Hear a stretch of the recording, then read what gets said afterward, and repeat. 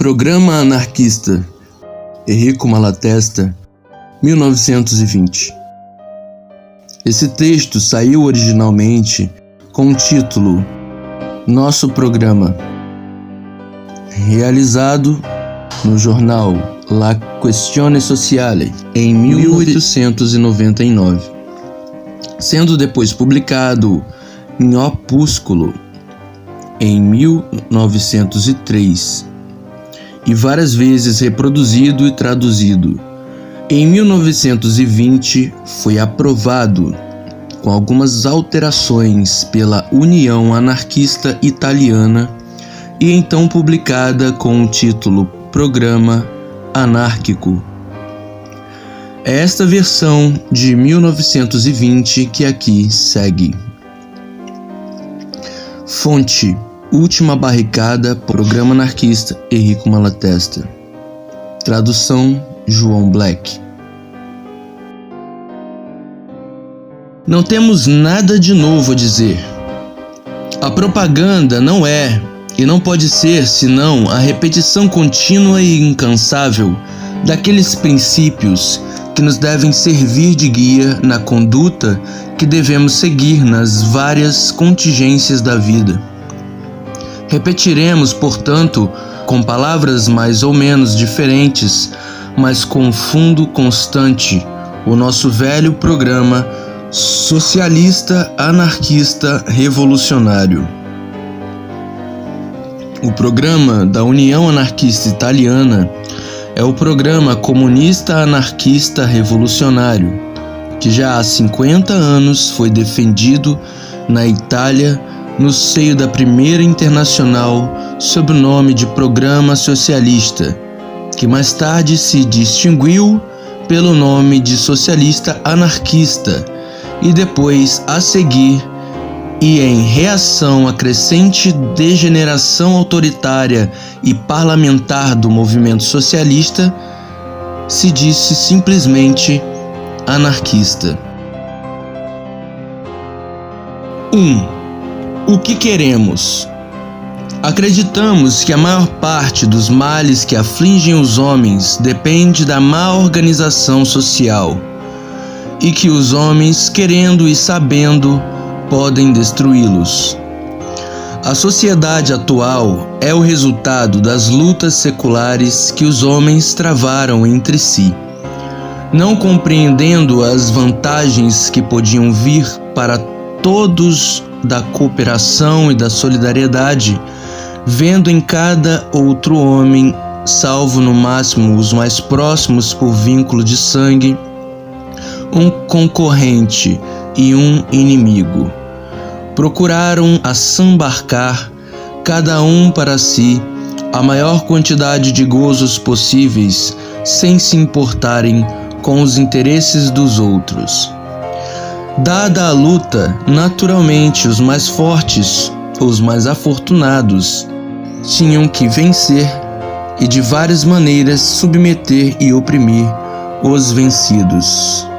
Enquanto o homem não foi capaz de produzir mais do que aquilo que bastava estritamente para a sua preservação, os vencedores só podiam pôr em fuga e massacrar os vencidos e apoderar-se dos alimentos por eles recolhidos. Depois, quando com a descoberta da pastorícia e da agricultura, um homem pôde produzir mais do que necessitava para viver, os vencedores encontraram mais conveniente reduzir os vencidos à escravidão e fazê-los trabalhar para si. Mais tarde, os vencedores perceberam-se de que era mais cômodo, mais produtivo e mais seguro explorar o trabalho alheio com um outro sistema, reter para si a propriedade exclusiva da terra e de todos os meios de trabalho, e deixar nominalmente livres os espoliados, os quais então, não tendo meios de viver, eram obrigados a recorrer aos proprietários e a trabalhar por conta deles. nas condições que eles queriam.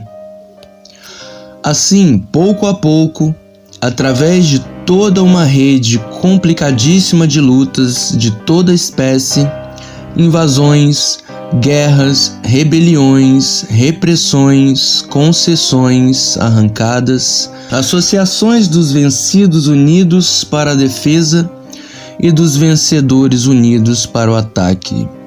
Chegou-se ao estado atual da sociedade, em que alguns detêm hereditariamente a terra e toda a riqueza social, enquanto a grande massa dos homens, deserdada de tudo, é explorada e oprimida pelos poucos proprietários. Disto dependem o estado de miséria em que se encontram geralmente os trabalhadores e todos os males que da miséria derivam: ignorância, delitos, prostituição, deterioração física, objeção moral, morte prematura.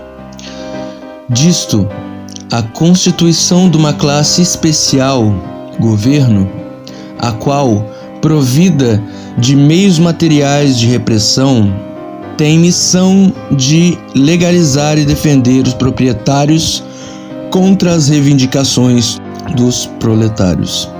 E então serve-se da força que tem para criar para si mesma privilégios e submeter, se puder, a sua supremacia até a própria classe proletária.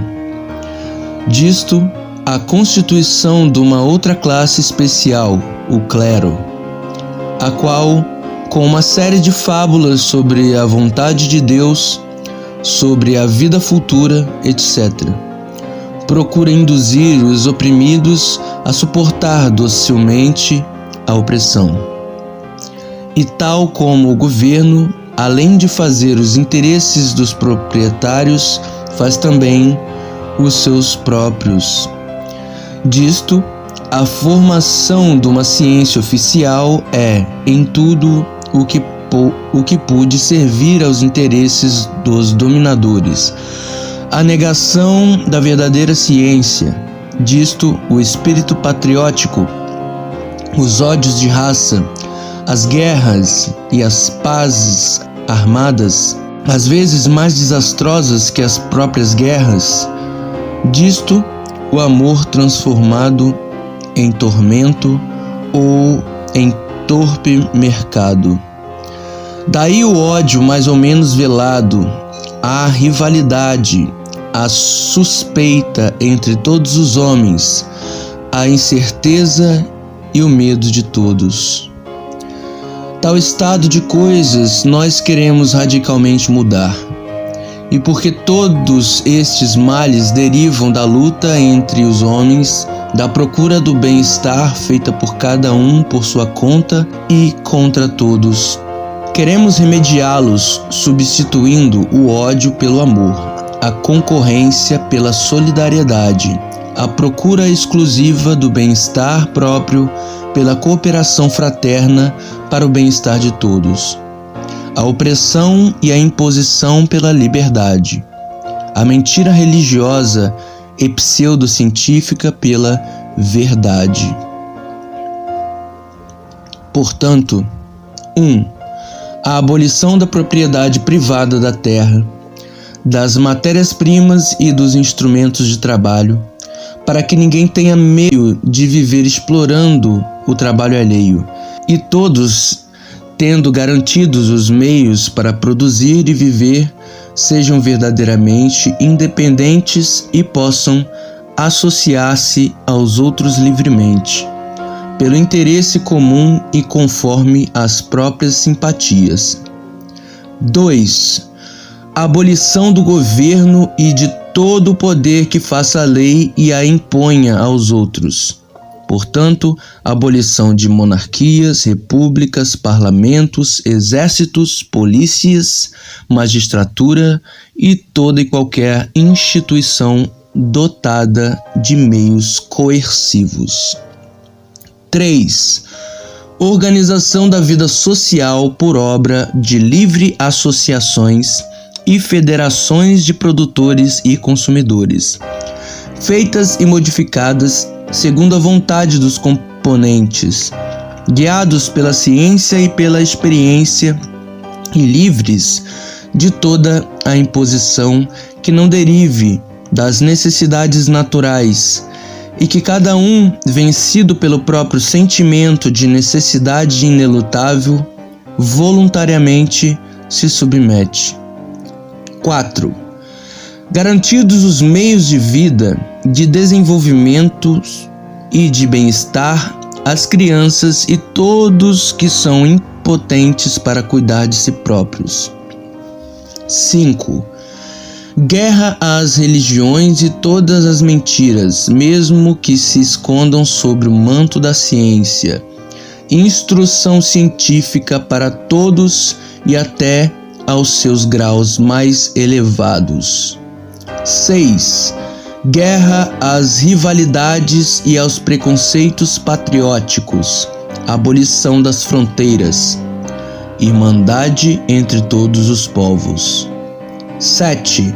Reconstrução da família de modo que resulte na prática do amor, livre de todo vínculo legal, de toda opressão econômica ou física, de todo preconceito religioso. Este o nosso ideal. Vias e meios. Expusemos em linhas gerais qual é o objetivo que queremos alcançar e qual o ideal pelo qual lutamos. Mas não basta desejar uma coisa. Se quer realmente obtê-la, é preciso empregar os meios adaptados à sua realização. Estes meios não são arbitrários, mas derivam necessariamente do fim que se tem em mira e das circunstâncias nas quais se luta. Pois enganando-se nas escolhas dos meios, não se atingiria o fim proposto, mas um outro, talvez oposto, que seria consequência natural, necessária dos meios aplicados. Quem se mete a caminho e toma a estrada errada, não vai onde quer, mas onde o leva a estrada percorrida. É necessário, portanto, dizer quais são os meios que, segundo nós, conduzem ao objetivo fixado e que pretendemos aplicar. O nosso ideal não é daqueles cuja realização depende do indivíduo considerado isoladamente.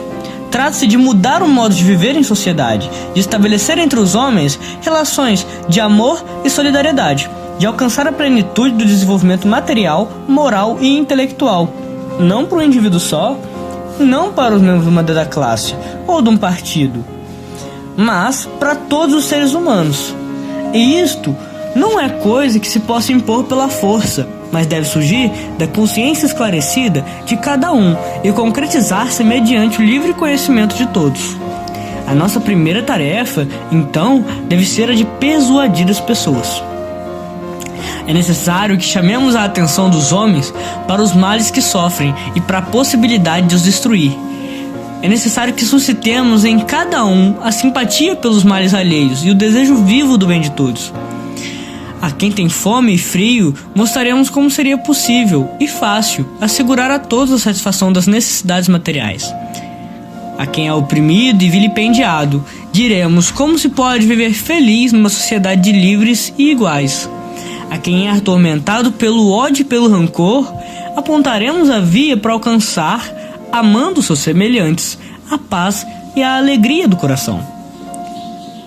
Quando tivermos conseguido fazer no ânimo dos homens o sentimento de rebelião contra os males injustos e evitáveis de que se sofre na sociedade presente, e fazer compreender quais são as causas desses males e como depende da vontade humana eliminá-los, quando tivermos inspirado o desejo vivo, prepotente, de transformar a sociedade para o bem de todos, então os convictos por impulso próprio e pelo empurrão daqueles que lhe precederam na convicção, unir-se-ão e quererão e poderão concretizar os ideais comuns. Seria, já o dissemos, absurdo e em contradição com o nosso objetivo querer impor a liberdade, o amor entre os homens, o desenvolvimento integral de todas as faculdades humanas por meio da força. É necessário, portanto, contar com a livre vontade dos outros, e a única coisa que podemos fazer é provocar a formação e a manifestação de dita vontade.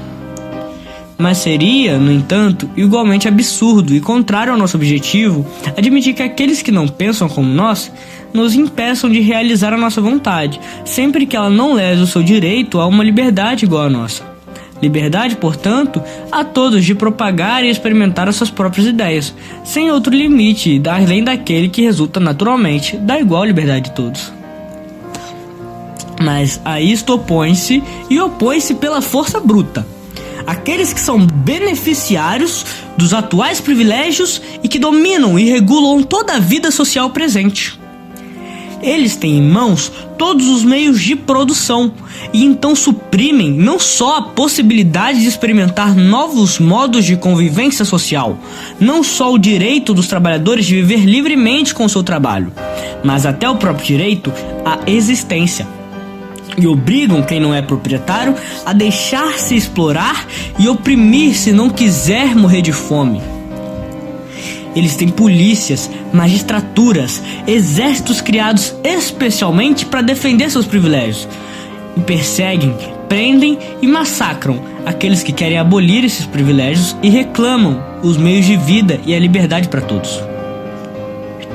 Zelosos dos seus interesses presentes e imediatos, corroídos pelo espírito de dominação, temerosos do futuro, eles, os privilegiados, são geralmente, falando, incapazes de um ímpeto generoso. São incapazes até de uma mais larga concepção dos seus interesses. Seria loucura esperar que eles renunciem voluntariamente à propriedade e ao poder e se adaptem a ser iguais àqueles que hoje têm submetidos. Deixando de parte a experiência histórica, a qual demonstra que uma classe privilegiada nunca despojou-se no todo ou em parte dos seus privilégios, e nunca um governo abandonou o poder sem ser obrigado pela força ou pelo medo da mesma. Bastam os fatos contemporâneos para convencer qualquer um de que a burguesia e os governos pretendem empregar a força material para se defenderem, não só contra a expropriação total, mas até contra as mais pequenas pretensões populares, e estão sempre prontos para as mais atrozes perseguições e os mais sangrentos massacres. Ao povo que quiser emancipar-se, não resta outra via, senão a de opor a força à força. Resulta do que dissemos que devemos trabalhar para despertar nos oprimidos o desejo vivo de uma radical transformação social e persuadi-los de que, unindo-se, tem força para vencer. Devemos propagar o nosso ideal e preparar as forças morais e materiais necessárias para vencer as forças inimigas e para organizar a nova sociedade. Quando tivermos força suficiente, deveremos, aproveitando as circunstâncias favoráveis que se produzirem, ou criando nós mesmos, fazer a revolução social, derrubando pela força o governo, expropriando pela força os proprietários, pondo em comum os meios de vida e de produção, e impedindo que novos governos venham impor a sua vontade e colocar obstáculos à reorganização social feita diretamente pelos interessados. Tudo isto, porém, é menos simples do que poderia à primeira vista parecer. Nós temos que lidar com os homens, tal como são na atual sociedade, em condições morais e materiais desgraçadíssimas. E enganar-nos-íamos pensando que basta a propaganda para elevar o desenvolvimento intelectual e moral que é necessário à concretização dos nossos ideais. Entre o homem e o ambiente social há uma ação recíproca. Os homens fazem a sociedade como ela é, e a sociedade faz os homens como eles são. Daí resulta uma espécie de círculo vicioso. Para transformar a sociedade é preciso transformar os homens, e para transformar os homens é preciso transformar a sociedade. A miséria embrutece o homem, e para destruir a miséria é preciso que os homens tenham consciência e vontade. A escravidão educa os homens para serem escravos, e para se libertar da escravidão, são precisos homens que aspirem à liberdade. A ignorância faz com que os homens não conheçam as causas dos seus males e não os saibam remediar. E para destruir a ignorância, é preciso que os homens tenham tempo e meios para se instruírem. O governo habitua as pessoas a sujeitarem-se à lei e a crerem que ela é necessária à sociedade.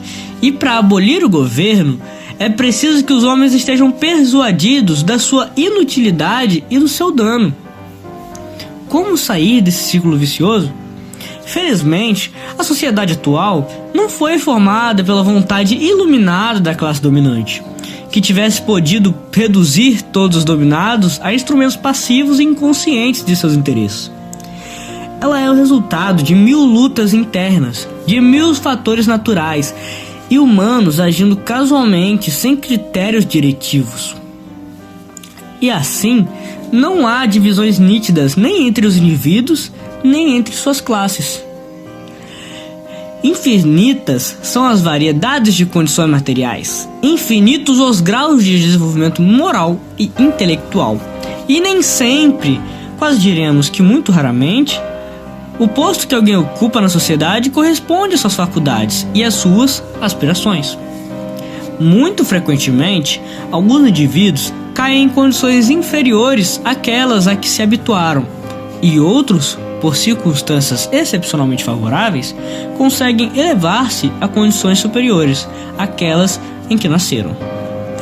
Uma parte notável do proletariado já chegou a sair do estado de miséria absoluta, embrutecedora, ou nunca a ele pôde ser reduzida. Nenhum trabalhador, ou quase nenhum, se encontra no estado de inconsciência completa, de completa aquiescência às condições que lhes fazem os patrões. E as próprias instituições, que são produtos da história, contêm contradições orgânicas, que são como germes de morte, os quais, desenvolvendo-se, produzem a dissolução da instituição e a necessidade da transformação. Daí a possibilidade do progresso, mas não a possibilidade de levar por meio da propaganda todos os homens ao nível necessário para que queiram e façam a anarquia, sem uma anterior transformação gradual do ambiente. O progresso deve caminhar contemporânea e paralelamente nos indivíduos e no ambiente. Devemos aproveitar todos os meios, todas as possibilidades, todas as ocasiões que nos deixaram o ambiente atual para agir sobre os homens e desenvolver sua consciência e o seu desejo. Devemos utilizar todos os progressos na consciência dos homens para os induzir a reclamar e impor as maiores transformações sociais que forem possíveis e que melhor sirvam para abrir a via a progressos ulteriores. Nós não devemos esperar poder fazer a anarquia e, entretanto, limitar-nos à simples propaganda. Se fizéssemos assim, depressa teríamos esgotado o campo. Teríamos convertido certamente todos aqueles que no ambiente atual são suscetíveis de compreender e aceitar as nossas ideias. E a nossa ulterior propaganda ficaria estéril. Ou, se transformações de ambiente elevassem novos estratos populares, a possibilidade de receber ideias novas tal aconteceria sem obra nossa, talvez contra a obra nossa, e portanto em prejuízo das nossas ideias. Devemos procurar que o povo na sua totalidade ou nas suas frações exija, imponha e tome para si todas as melhorias e todas as liberdades que deseja, à medida que for sentido a sua necessidade, e tenha força para as impor, e propagandeando sempre inteirinho o nosso programa e lutando sempre pela sua aplicação integral. Devemos empurrar o povo a pretender e a impor sempre mais, enquanto não tiver alcançado a emancipação completa. A luta econômica. A opressão que hoje mais diretamente pesa sobre os trabalhadores e que é a causa principal de todas as sujeições morais e materiais a que os trabalhadores estão submetidos é a opressão econômica. Vale dizer, a exploração que os patrões e os comerciantes exercem sobre eles, graças ao assambarcamento de todos os grandes meios de produção e de troca.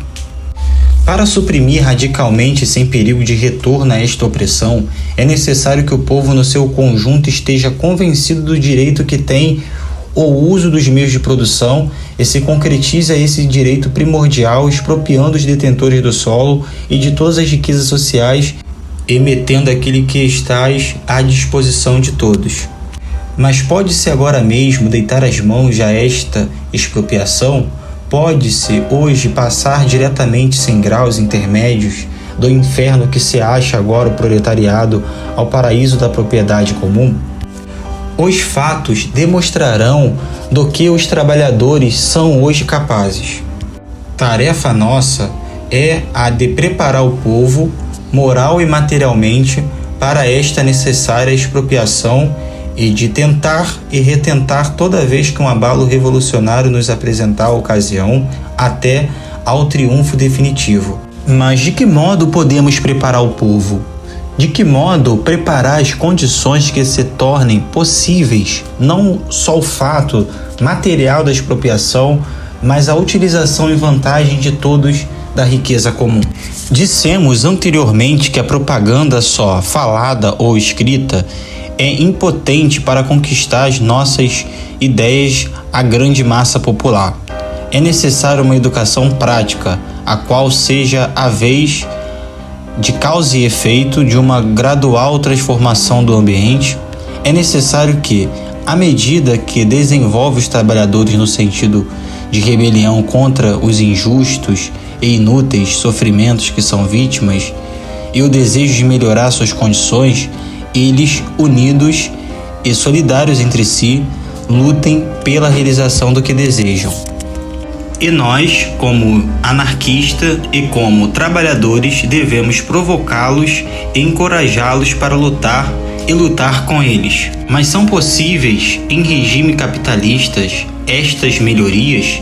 São elas úteis do ponto de vista da futura emancipação integral dos trabalhadores? Quaisquer que sejam os resultados práticos da luta pelas melhorias imediatas, a utilidade principal está na própria luta.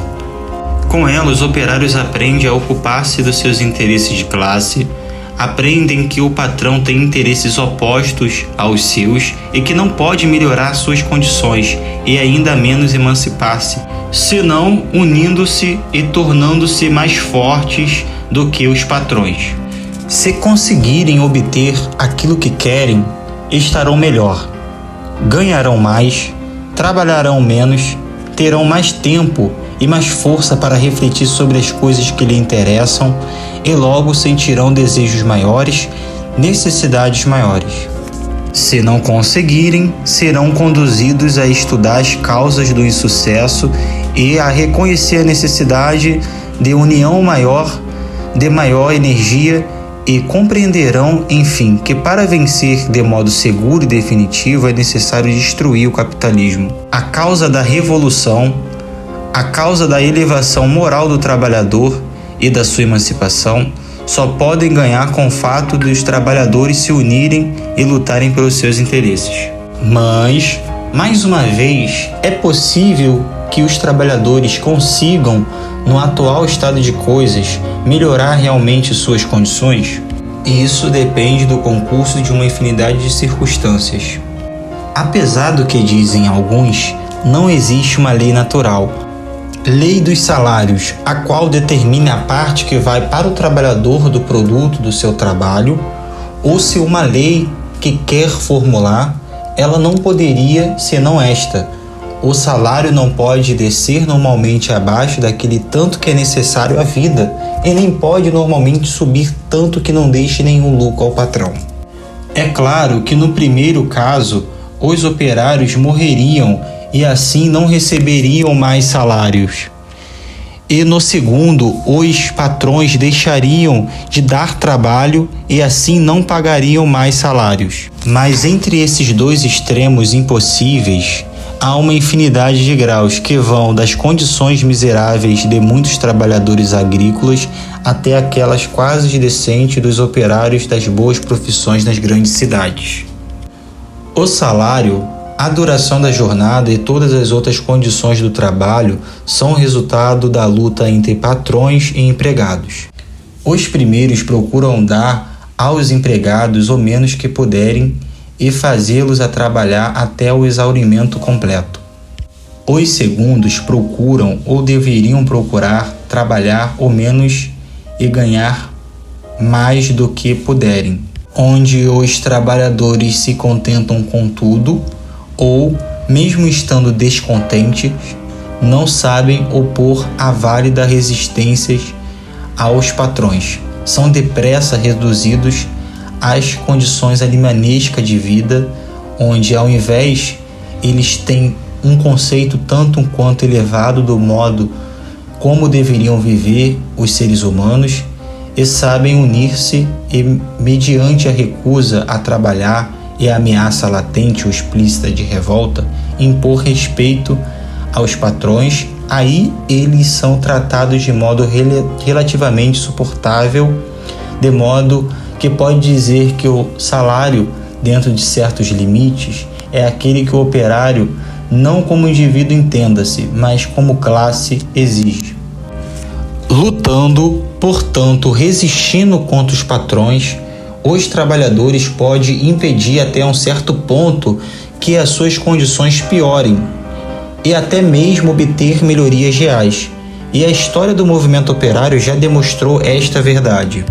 É necessário, porém, não enxergar o alcance desta luta travada entre operários e patrões no terreno exclusivamente econômico. Os patrões podem ceder, e muitas das vezes cedem perante às exigências operárias energicamente expressas, enquanto não se tratarem de pretensões demasiado grandes, mas quando os operários começarem, e é urgente que comecem, a pretender um tal tratamento que absorveria todo o lucro dos patrões e constituiria assim uma expropriação indireta, é certo que os patrões fariam apelo ao governo e procurariam forçar os operários a ficar na sua posição de escravos assalariados. E mesmo antes, bem antes que os operários possam pretender receber em compensação do seu trabalho o equivalente de tudo que produziram, a luta econômica se torna impotente para continuar a produzir a melhoria das condições dos trabalhadores. Os operários produzem tudo, e sem eles não se pode viver. Então poderia parecer que, recusando trabalhar, eles pudessem impor tudo o que querem. Mas a união de todos os trabalhadores, mesmo de uma só profissão, mesmo de um só país, é difícil de obter, e a união dos operários opõe-se à união dos patrões. Os operários vivem a jornada, e se não trabalharem depressa ficam sem pão, enquanto os patrões dispõem por meio do dinheiro de todos os produtos já acumulados e assim podem tranquilamente esperar que a fome tenha reduzido à discrição os seus assalariados. A invenção ou a introdução de novas máquinas torna inútil o trabalho de um grande número de operários e aumenta o grande exército dos desocupados, que a fome obriga a venderem-se a quaisquer condições. A imigração logo traz, nos países onde os operários conseguem estar melhor, multidões de trabalhadores famélicos que, querendo ou não, oferecem aos patrões o modo de rebaixar os salários. E todos esses fatos, derivados necessariamente do sistema capitalista, chegam a contrabalançar o processo da consciência e da solidariedade operária. Muitas vezes caminham mais depressa que esse processo, parando-o e destruindo-o. E em todo caso, resta sempre o fato primordial de que a produção em sistema capitalista é organizada por cada capitalista para o seu lucro individual e não para satisfazer, como seria natural, do melhor modo possível as necessidades dos trabalhadores. Daí a desordem, o desperdício de forças humanas, a escassez intencional dos produtos, os trabalhos inúteis e danosos, a desocupação, as terras incultas, o pouco uso das máquinas e etc. Tudo males que não se podem evitar, a não ser tirando aos capitalistas a posse dos meios de trabalho e assim a direção da produção. Depressa, portanto, se apresentam os operários que pretendam emancipar-se ou mesmo só melhorar seriamente suas condições, a necessidade de atacar o governo, o qual, legitimando o direito de propriedade e defendendo-o pela força bruta, constitui uma barreira diante o progresso, que é preciso abater pela força se não quiser ficar indevidamente no seu estado atual e pior. Da luta econômica é preciso passar à luta política, isto é, a luta contra o governo, em vez de opor os milhões dos capitalistas, os magros centímetros acumulados pelos operários, é preciso opor os fuzis e os canhões que defendem a propriedade, os melhores meios que o povo puder encontrar para vencer a força pela força. 4. A luta política. Por luta política entendemos a luta contra o governo. Governo é um conjunto daqueles indivíduos que detêm o poder, seja como for adquirido, de fazer a lei e a impor aos governados, isto é, ao público. Consequência do espírito de domínio e da violência com que alguns homens se impõem aos outros. Ele é, ao mesmo tempo, criador e criatura do privilégio e seu defensor natural. Erroneamente se diz que o governo cumpre hoje a função de defensor do capitalismo, mas que, abolido o capitalismo, ele se tornaria representante e gerente dos interesses gerais. Primeiro que tudo, o capitalismo não poderá ser destruído senão quando os trabalhadores, uma vez escorraçado o governo, tomarem posse da riqueza social e organizarem a produção e o consumo no interesse de todos, por si mesmos, sem esperar pela ordem de um governo, o qual, mesmo querendo, não seria capaz de o fazer. Mas há mais. Se o capitalismo fosse destruído e se deixasse subsistir um governo, este, mediante a concessão de todo tipo de privilégios, criá-lo-ia de novo, visto que, não podendo contentar a todos, teria necessidade de uma classe economicamente poderosa que o apoiasse em troca da proteção legal e material que recebe. Por conseguinte, não se pode abolir o privilégio e estabelecer sólida e definitivamente a liberdade e a igualdade social, senão abolindo o governo. Não este ou aquele governo, mas a própria instituição do governo. Porém, nisto, como em todos os fatos de interesse geral, mais do que em qualquer outro, é necessário o consenso da generalidade. E por isso devemos esforçar-nos para persuadir as pessoas de que o governo é inútil e danoso e que se pode viver melhor sem governo. Mas, como já repetimos, só a propaganda é impotente para convencer todos. E se nos quiséssemos limitar só a pregar contra o governo, esperando, de outro modo inertes, o dia em que o público será convencido da possibilidade e utilidade de abolir completamente toda a espécie de governo, esse dia nunca chegaria. Sempre pregando contra toda a espécie de governo, sempre reclamando a liberdade integral, nós devemos favorecer todas as lutas pelas liberdades parciais, convictos de que na luta se aprende a lutar e que, começando a saborear um pouco de liberdade, se acaba por querê-la toda. Devemos sempre estar com o povo e, quando não o conseguimos fazer pretender muito, procurar que ao menos comecem a pretender algo. E devemos esforçar-nos para que aprenda, queira ele muito ou pouco, a querer conquistá-lo por si, e tenha em ódio e desprezo qualquer um que esteja no governo ou para lá queira ir. Uma vez que o governo tem hoje o poder de, mediante as leis, regular a vida social e alargar ou restringir a liberdade dos cidadãos, nós, não podendo ainda arrancar-lhe este poder, devemos procurar diminuí-lo e obrigar o governo a fazer dele o uso menos danoso possível. Mas isso devemos fazê-lo estando sempre fora e contra o governo, pressionando-o mediante a agitação da praça, ameaçando de tomar à força aquilo que se reclama. Nunca devemos aceitar qualquer função legislativa, seja ela geral ou local, pois assim diminuiremos a eficácia de nossa ação e trairemos o futuro da nossa causa. A luta contra o governo resolve-se, em última análise, em luta física, material. O governo faz a lei. Ele então deve ter uma força material, exército e polícia, para impor a lei. Pois de outro modo só obedeceria quem quisesse, e a lei já não seria lei, mas uma simples proposta que cada um é livre de aceitar e de rejeitar.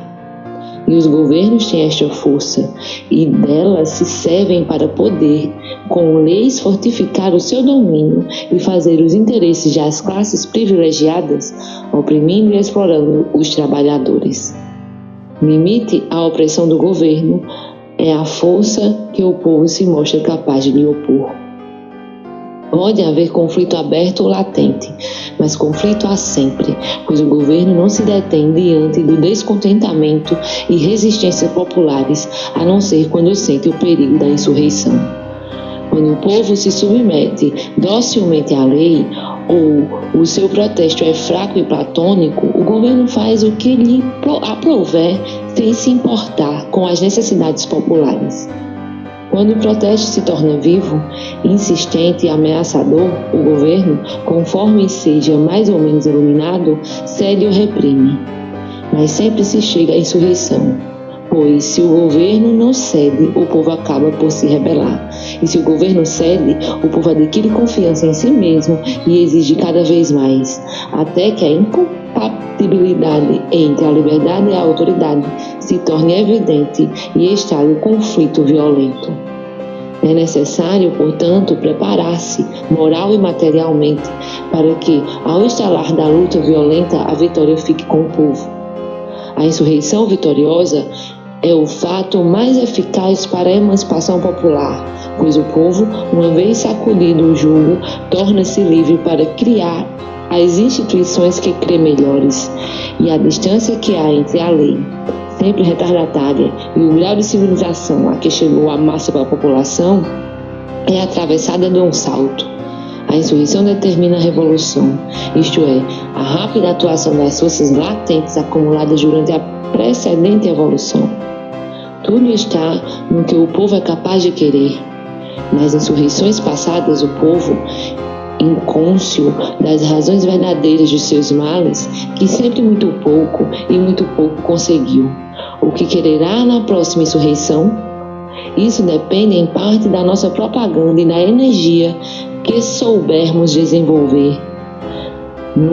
Nós deveremos incitar o povo a expropriar os proprietários e a pôr em comum as coisas, e a organizar a vida social por si mesmos, mediante associações livremente constituídas, sem esperar ordens de ninguém e recusando nomear ou reconhecer qualquer governo que seja, qualquer corpo constituído que, sob um nome qualquer, constituinte, ditadura, etc., se atribua, seja sequer o título provisório, o direito de fazer a lei e impor aos outros pela força a sua vontade.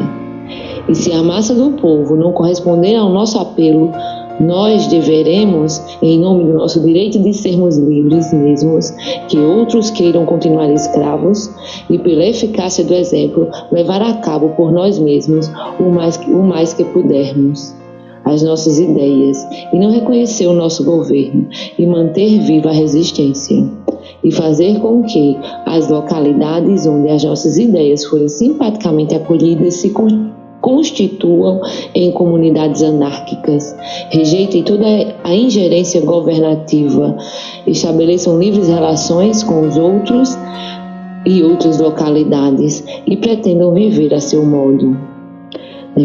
Deveremos, sobretudo, opor-nos por todos os meios à reconstituição da polícia e do exército, e aproveitar a ocasião propícia para excitar os trabalhadores das localidades não anárquicas a aproveitar da falta da força repressiva para impor as maiores pretensões que nós conseguirmos induzi-los a ter.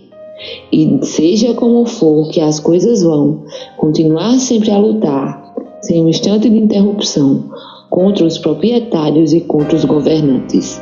tendo sempre em mira a emancipação completa, econômica, política e moral de toda a humanidade. Conclusão. Queremos, portanto, abolir radicalmente a dominação e a exploração do homem sobre o homem. Queremos que os homens, irmanados por uma solidariedade consciente e desejada, cooperem todos voluntariamente para o bem-estar de todos. Queremos que a sociedade seja constituída com o fim de fornecer a todos os seres humanos os meios para alcançar o máximo bem-estar possível, o máximo possível de desenvolvimento moral e intelectual. Queremos para todos pão, liberdade, amor, ciência.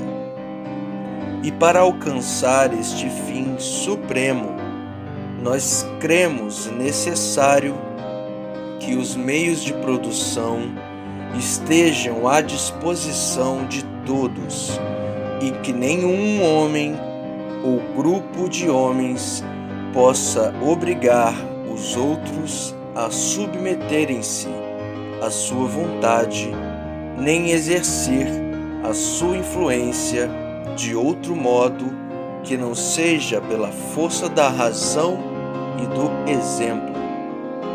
Portanto, expropriação dos detentores do solo e do capital em vantagem de todos e abolição do governo. E enquanto esperamos que isto se possa fazer, propaganda do ideal, organização das forças populares, luta contínua, pacífica ou violenta segundo as circunstâncias, contra o governo e contra os proprietários, para conquistar o mais que se puder de liberdade e de bem-estar para todos.